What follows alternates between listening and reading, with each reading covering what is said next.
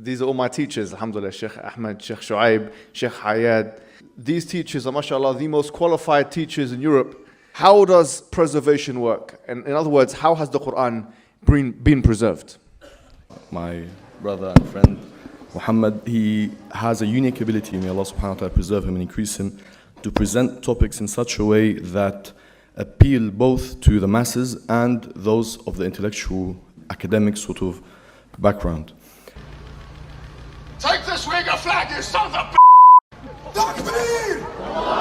We have our own very comfortable go-to answer when it comes to stuff like this. The Quran has been preserved, we believe, word for word, letter for letter, haraka or vowel sign for vowel sign.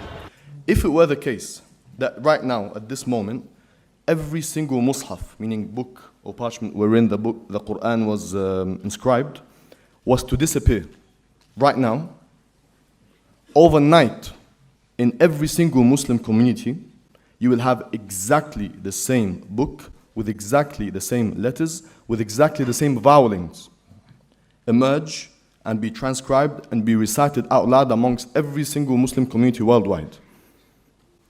That's special. The Orientalists are starting to say that there are different versions of the Quran, and they give different examples of variants in the text and change in the meaning. Exactly the same letters with exactly the same vowelings. Variants in the text and change in the meaning. That's special. Yeah. It's not something that's been, Muslims have been trying to hide under the rug just in case people, Orientalists or non-Muslims, try to attack us. Yeah. Word for word, letter for letter, haraka or vowel sign for vowel sign. So we must get the message across of how special this book is. Variants in the text and change in the meaning. It's not something that is normal. It truly is special. So we can trace back every single thing we utter in the Quran to the blessed lips of the Prophet sallallahu alaihi wasallam. Right. There is no evidence whatsoever to really confirm that the Quran that you have right now, came from the mouth of the Prophet. The general idea is as follows.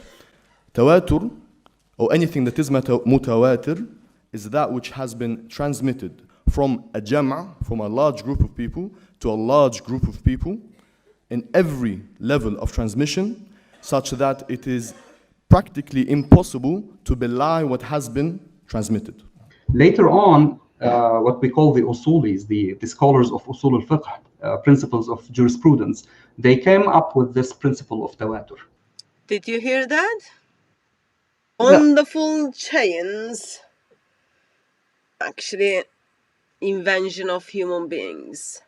Yeah, he said the concept of tawatur was not applicable in the early stages. Only when the usulis came, later on, they said, let's invent this concept called tawatur. That's how it works. That's how it happened. Like 400, 500 years after, they decided, let's come up with the names. We cannot leave any place. Someone to come and then tell us, here's the examples of different Qurans. What are we going to say? We know Quran is reliable word of Allah because he's a bunch of names who never met with one another, who never met with Muhammad, and those names all end up in history much, much later. We don't even have this chain, the tawatur chain, in any of the early mushaf manuscripts. Yep. I paid lots of money for those mushafs. Really, really lots of money. And now, they don't even have those names in it.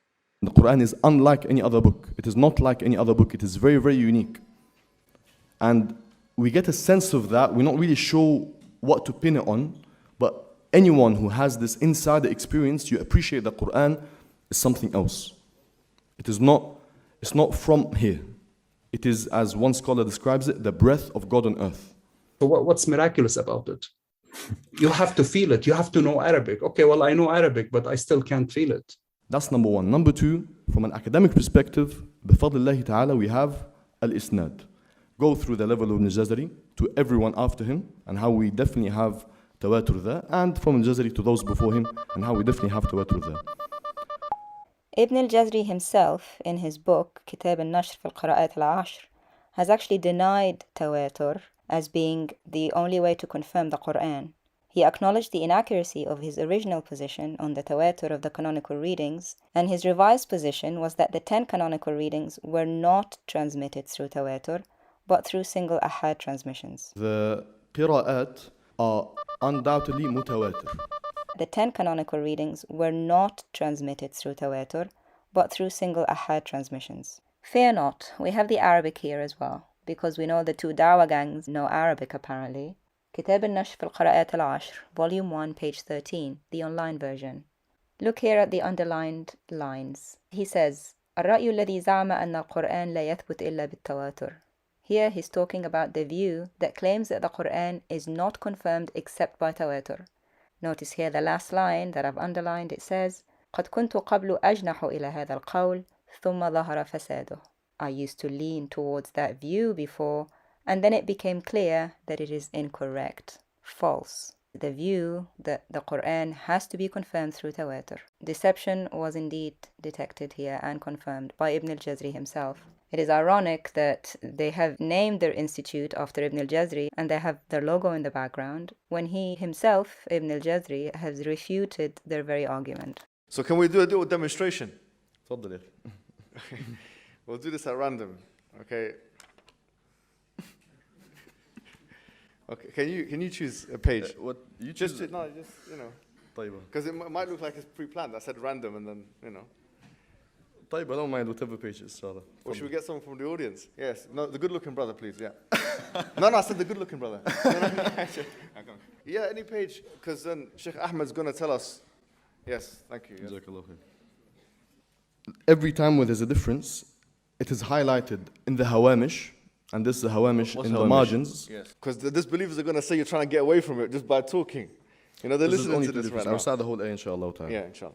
So how would that Shu'ba sound? recites وَرُضْوَانَ as opposed to وَرِضْوَانَ.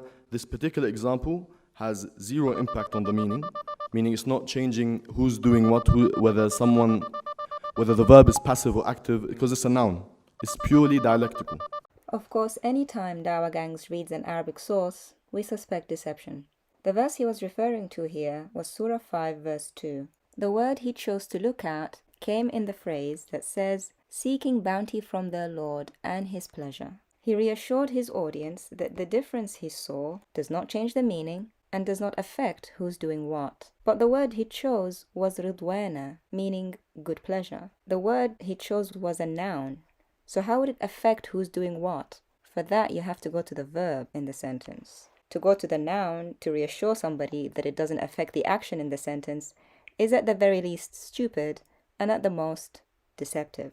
The verb here in the sentence is seeking. In the Arabic, يبتغون. We went to check out the qira'at differences for that verb, and the differences that we saw did indeed change the meaning and changed who's speaking to whom. Here in Mu'jam al-Qira'at by Dr. Abdul Latif al-Khatib, Volume 2, page 217, it says that the majority reading was يبتغون, meaning they seek, but Hamid ibn Qais and Al-A'raj read it as تبتغون, you seek.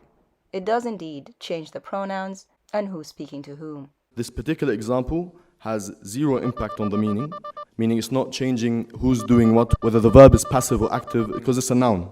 It's purely dialectical. Why would the learned Sheikh choose out of the sentence he read the word with the least significant difference? Why would he choose the noun and not the verb when the latter has the most significant change to the meaning? Did he on purpose ignore the word that he knew affected the meaning the most in that sentence and that he himself could see in the book that he was reading? By his own admission, the difference we discovered in the same sentence, in the same verse, the one he ignored, is significant, since it does, by his own criteria, change the meaning and change who's speaking to whom. Deception confirmed.